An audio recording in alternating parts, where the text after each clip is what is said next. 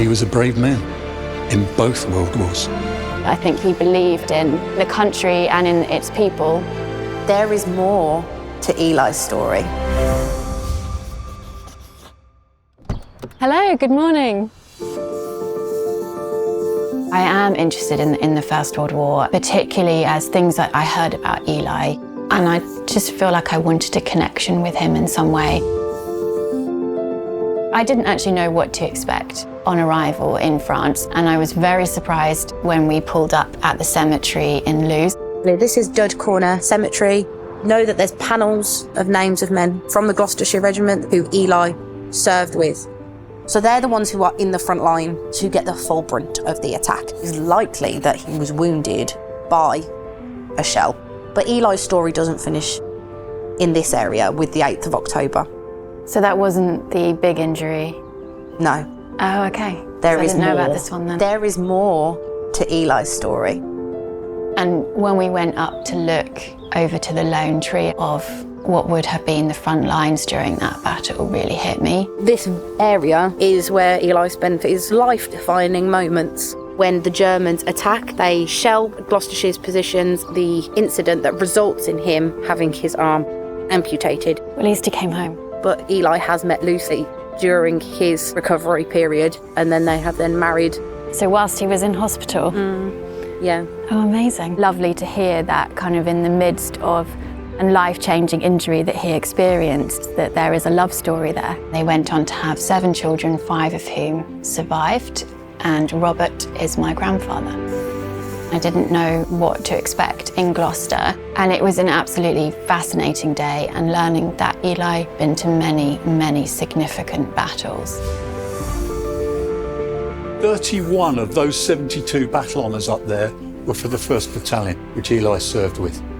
Oh, I hadn't realised. It felt very overwhelming to think in that year how you survive something like that. He, his wife, and I believe one of his sons were acting as air raid wardens in the Second World War. They'd have had no other protective uniform. They were just as in danger as if he'd been in the trenches again.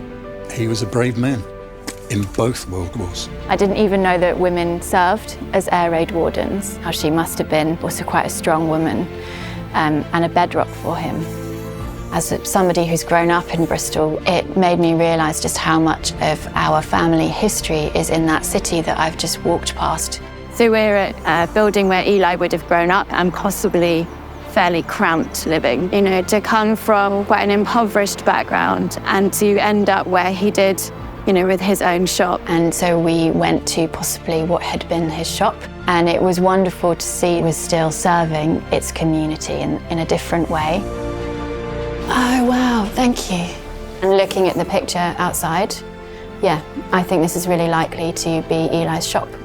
Losing 2 children, and particularly kind of running a business, there's obviously something about Eli that kept him going, and maybe that was Lucy. Feeling like they did that together, it feels very much like it was a joint venture. And I think that's been probably my favourite revelation of the whole journey. This church was bombed quite extensively during the Second World War, and thinking about his time as an air raid warden alongside his wife and had helped protect people, I think shows that they were community spirited and they cared about their neighbours. I've seen that influence in my own life, and I wonder how much of that influence came from Eli, passed down in the generations. He's a very inspiring figure. Standing in front of the War Memorial, I think he believed in the country and in its people. I think this is important for Eli. I think this is an important part of his story, and because of that, it's an important part of my story now. I think it's definitely had a lasting impact on me. I've felt really connected to Eli and to my family through this experience, and I feel incredibly privileged to have had this opportunity.